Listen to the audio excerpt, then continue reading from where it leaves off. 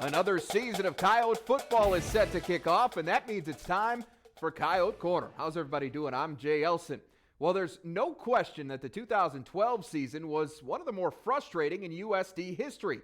The Coyotes finished their first year in the ultra-powerful Missouri Valley Football Conference at 1-10 overall and 0-8 in the league. But what made it especially difficult to endure was the fact that things could have been very different. USD lost 5 of those games by a touchdown or less, something they chalked up, at least in part, to inexperience.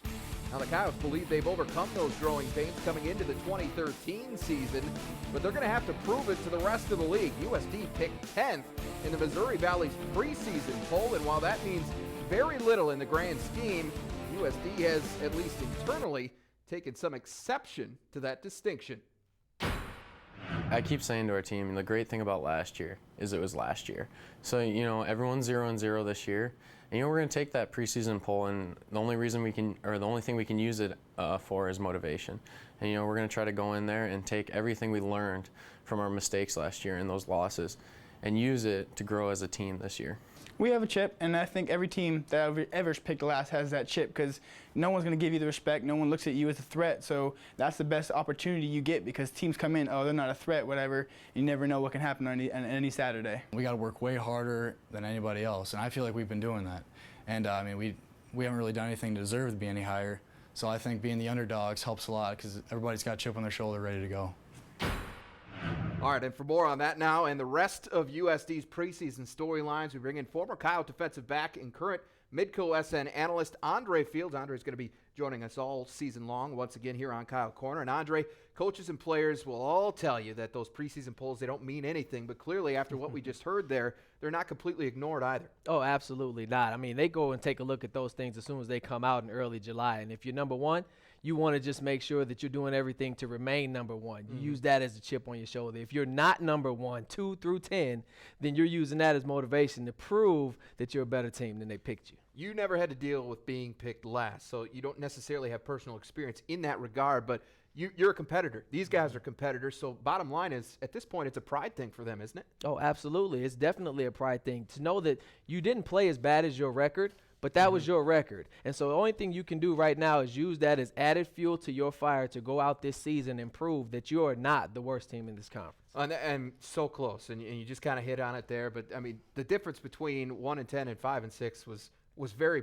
very small last year. So this team feels like it was better than it was last year, and they want to go out and prove that now at this point. Well, you don't want to put too much on any one particular guy, but of course the quarterback is always going to get a lot of attention. And Josh Vandermotten's coming in his second year as a starter now, and a lot of this team's success is certainly going to hinge on his continued development here. Absolutely, and I think that he's going to show a lot of improvement. As you mentioned, second year as a starter. That's invaluable experience. Third year playing in the program. He's going to have another full offseason under Wes Bashana's offensive tutelage. He's done some great things with quarterbacks. I do expect Josh to take a huge leap in both his throwing and his decision-making this year. And if you talk to Josh Vandermotten, he's handling all this pressure well. And let's hear what he had to say about coming in with a year under his belt now. Year under your belt is huge, especially at the quarterback position. I mean, just seeing the defenses for 11 games last year, and then however many practices we had during spring ball, that's valuable stuff. Just growing up as a as a leader, as a quarterback, and growing up in the Missouri Valley and in our system. Last year I had some times where maybe I scooted out of the pocket just a little bit too early and didn't keep my eyes downfield. So I'm trying to get that comfortability, but yet keep that creativeness of being able to run and make plays with my feet. Now, of course, Vandermotten's life will become a whole lot easier if he gets a little bit better protection up front than he did a year ago. And that's something the Coyotes really stressed in the offseason, and it seems to be paying off. We did a lot of work this offseason. Everybody got stronger. We got guys with big-time playing experience, guys who played in big games. We played at Wisconsin, Air Force a couple years ago. Last year we played a big game at Northwestern and Montana, guys who have had the experience. And, every game we play this year, everybody's going to, there's no reason for us to be scared. It's step up to the plate and, we're going to go for it. They've grown up a lot, mentally and physically. You can just tell, seeing them from last year to this year, they look a lot different. And, just mentally, they've grown, seeing those twists, seeing those stunts and blitzes. They got a year under their belt, and that's going to be huge. I've noticed from spring till fall, just mentally, I mean, Cody and Murtha, two big seniors that really lead those guys, they've done a great job, and you could tell the push and the movement's a lot better this fall than it was spring ball even. So much of this game, Andre, is decided up front. And that's especially true in a league like the Valley. Got to get some help from those big fellas up front, both through the air and on the ground. Absolutely, and people don't realize how much the continuity of your offensive line means to the success of your football team. So these guys having 1 year under their belt together as a unit, plus with the advances that they've made in the weight room, I think that is going to be invaluable experience heading into this season. It was a concerted effort to get these guys stronger, get a better push off that offensive line. We heard Cody O'Neill say it. A lot of the credit goes to Jevin Bowman. He's a guy that is getting rave reviews for what he's done, not only with the offensive line, but the rest of that football team. And that's a good sign when your strength and conditioning program is off to that kind of start. Absolutely, because you got to have it, and you got to have it up front, whether it's on both sides of the ball. So that means that they've been really focused this offseason. Now, if they can transfer that into the regular season, we should see some good things offensively. Missed a lot of third and short, fourth and short opportunities last year. And if all of this holds true and comes to fruition the way they expect it to, they think they're going to make those plays, and that could be a difference in some of those close games coming up here in 2013. Well, on the other side of the ball now, Andre, the defense is looking for some dramatic improvements as well. Coyotes finished last in the league in scoring total and rushing defense last season. That cannot happen again, and accountability is going to help ensure that it doesn't.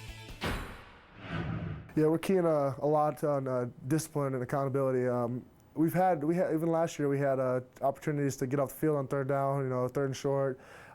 Just not being able to come through with that, play. Maybe we didn't quite tackle them short enough for the first down, and I think we're just, like I said, huge. We got to be accountable. If we are needed in the B gap, we got to be there. If we need a sack, we got to get it. If we need a tip ball, interception, anything, like I said, we got to stay off the field and give our offense a chance to score some points. Do your job. That seems to be the mantra for this defense coming into the season. And Andre, as a former defensive back yourself, how far can those three words carry you through as a unit?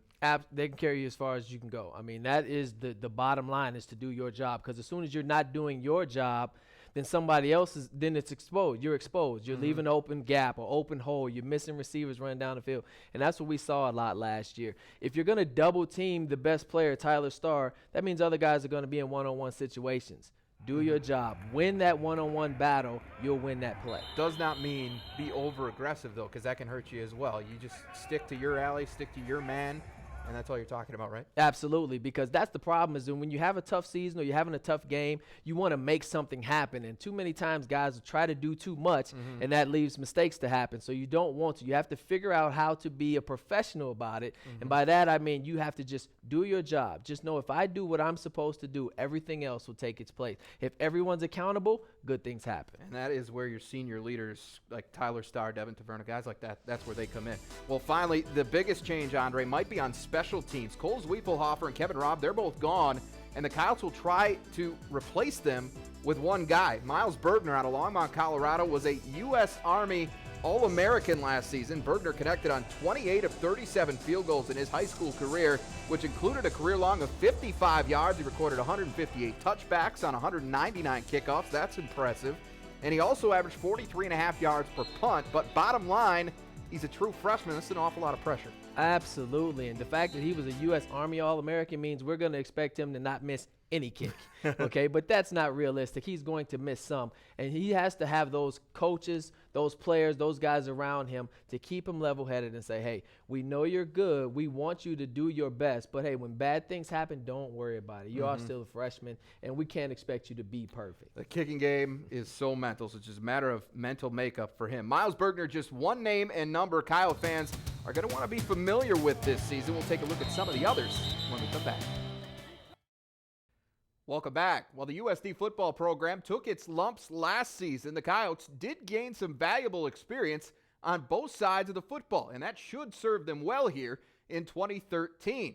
USD returns a total of 13 starters, 7 on offense and 6 on defense.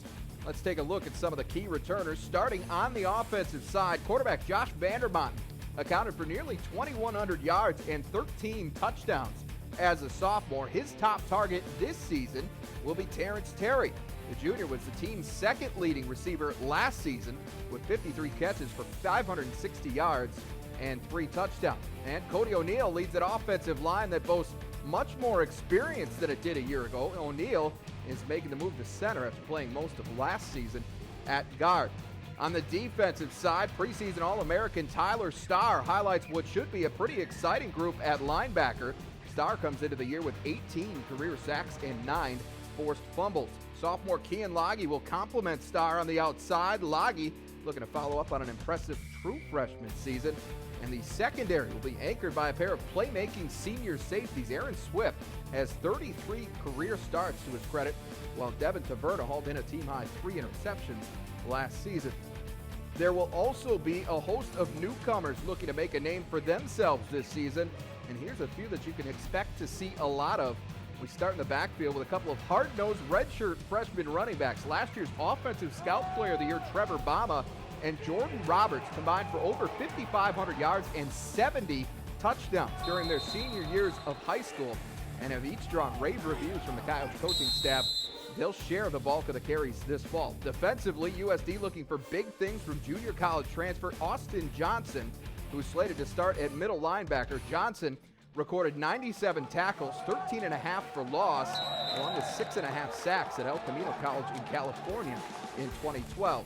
A couple of other transfers, Steve Tellefson and Jared Bryant, are vying for playing time at cornerback. Bryant is especially intriguing. At 6'4", the former Arizona State Sun Devil could cause a lot of headaches for opposing QBs. And the Coyotes have a total of 30 true freshmen in camp this fall as well. Several of them have a chance to make an immediate impact. Sam McLaren could see some time on the offensive line. Former Sioux Falls Roosevelt Rough Rider John Wessel is in the mix at linebacker, as is Colin Mertlick. And Tevin Foster making a strong case to get on the field at cornerback. Get off the ball! All right, the man all of these guys have to impress is head coach Joe Glenn. We'll get him wired up when we come back. Welcome back. Well, Joe Glenn's affection for the University of South Dakota is no secret. The man is simply all Coyote, and that's exactly why he's taking this rebuilding project so personally. We got a chance to capture some of that passion last week when Glenn agreed to add a microphone to his practice apparel. And now we're sharing that with you. Got to do it up front, fellas. Got to do it today. This is it. Come on. Come on. Bring it. Hey, come on. Get on it. Get on it, huh? Let's rumble. Let's go. Let's have a day, buddy. Let's go. You know what? You're only going to get a few today. It ain't going to be much yet. All right. Been Burma Road here a little bit. Be quick today, DBs. Quick and fast. Get those feet going. Get your feet working. Let's go, Jared. Come on, babe. Ho! Go. Little tempo. Finish, finish, finish. Big guys. Big finish. Emphasis on finish. Oh, he went auto. Oh! Face mask! Face mask! Smart, Riley. Good job. Hey, what'd we do on the bubble? With the ball. We stayed outside. What a big difference, huh? Hey, that's some blocking and running there, huh? Can you feel how we got a forward lean? We got some push on the line of scrimmage and running downhill. Nice job, fellas. Really nice job, guys. Running downhill, running with some forward lean. Jordan, good job up front, guys. Nice job. It's good to see the running game going on. Yeah, a lot of pressure off it. For sure. Keep it up. Just keep driving them in for a touchdown. Get off the field if you're not in the games. Get on the sideline. Coach Glenn and the Coyotes are set to kick off the 2013 season this Saturday afternoon against UC Davis. We'll preview the matchup with the Aggies from Vermilion right after this.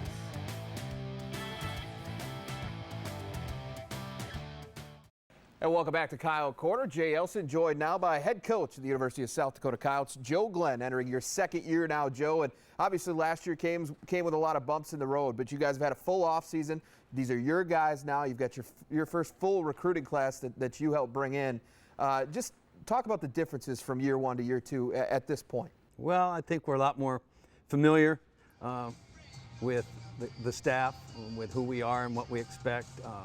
We're more familiar with the team than we were a year ago, and I think they totally understand the level of competition we're up against, and have worked hard, very hard to get to that level of competition, and I think we have a better feel for how tough it's going to be. Well, we mentioned the recruiting class, and this was one of the biggest in recent memory for the University of South Dakota, bringing in 30-plus guys between JUCOs and true freshmen. But you brought in a lot of guys who are probably going to be able to step in and contribute right away, it looks like. Yeah, I think somewhere between 10 and 15. That's not always a good thing that they're playing young guys, but at the same time, they're the best athletes we have. They are good athletes. They might be a little bit inexperienced for college football, but you got to grow up in here. All told, I mean, a bunch of practices, training camp in full swing, and we're past the install part of things. Now we're focused on Cal Davis. But as you look back at where you're at today as far as training camp is concerned, with all the practices that you have had, how do you feel about the way things have progressed this fall? Well, I feel great about it. We've had some trouble with injuries. We've had 8 surgeries in camp. That's just astronomical. But we always say the next guy's got to step up and do his job, and we've moved some guys from offense to defensive line just to shore that up a little bit. But in the long haul, I feel good about where we're at. We've made some wrinkles on both sides of the ball, and I think they're going to help us. And but until we play a game and get a measuring stick, it's all just speculation. And I'm sure you guys are at this point now where you're ready to hit somebody else, because it's been a long grind with the same color hats. But Cal Davis is up first, and this is a program that the University of South Dakota is not unfamiliar with. Remember back to the Great West Conference days, these two used to be common opponents for that. So yeah, it's pretty close. I'm not exactly sure, but it'd be like 4 wins for Cal Davis, maybe 3 wins for the Yotes. I saw a game here that was like 50-48 or something. Cal Davis won, but what a tremendous game. So I think the 2 schools match up pretty good. This is a program now in some turnover itself. Last year the Coyotes had that. This year they have a new coaching staff and a bunch of new players. So not a lot to know just yet about the Aggies. We'll know first few series we're going to have to coach on our feet, boy. Coach on the run, as they call it. But no, the head coach came from Cal, and we just got to practice for everything. Even front, odd front, stunning defense, man, zone, and we've seen most everything from our own defense. And but practice this week is very, very important. Got a few guys coming back for that team. The quarterback is back. They've got a fullback that is a preseason all-conference pick that you're going to have to worry about too. But other than that, again, it's just you're going to have to kind of wait and see, which is an uncomfortable position for a football coach to be in. Over the years I've been there. I've been the guy that's been new and been the guy that's wondering what they're going to do. So you just got to be ready for everything and see how, and you're going to run your bread and butter stuff and at them and see how they try and stop you. And we're going to run our base defense, and our alternate defenses behind that. And we'll be new to them as well. Well, finally, it is the season opener this Saturday, but it is also the home opener. And the Coyotes have won 11 straight home openers here at the Dakota Dome, including last year's against Colgate, which ended up being the 1 win for the season. But talk about what this can do for this team to come out right away, set the tone at home, and get a win. Well, I'm like Yogi Berra. I just love home openers, whether they're at home or on the road. But, we are opening at home, and we did get a big win last year against Colgate, a playoff team right here. And we're on our new turf. We're in front of our home fans, our parents, our families. There's a lot of things working for us in our home opener against Cal Davis this Saturday. Coach Glenn and the Coyotes will be heavy on those home games this fall. We'll take a closer look at that 2013 schedule right after this. And welcome back. Well, improvement isn't supposed to come easy, and it certainly won't for the Coyotes in 2013. Just look at their schedule. The good news for USD is that there will be plenty of home cooking. Coyotes will play 6 of their 12 games right here in the comfy confines of the Dakota Dome. And that's just fine with head coach Joe Glenn. I go way back to when I was coaching at the University of Northern Colorado, and we brought a national championship team in here and got beat by the Coyotes. And this team always, the University of South Dakota has always defended the Dome really well, and I expect nothing less than that this year. We only had 4 home games last year. Now this season we have 6. You got your music, your band, your yell team, your dancers, your fans, your parents. A lot of momentum working for you there, and we're real excited to play 6 games right here. Now, Saturday's home opener against UC Davis will air live in high definition right here on Midco Sports Network, and that will be the first of 4 live broadcasts of Coyote football that will be produced by Midco SN this season. We also have the Dakota Days matchup with Missouri State on October 5th, the November 9th game against Montana, and of course, the biggest one of all, the South Dakota Showdown Series contest against arch rival South Dakota State. That one's scheduled for Saturday, November 16th. And also be sure to tune in for Coyote Corner each and every Tuesday night at 8 p.m. for your weekly look inside the USD football program. All right, that's going to do it for us for this week. Thanks to head coach Joe Glenn and the rest of the USD football program. We'll see you back here next week.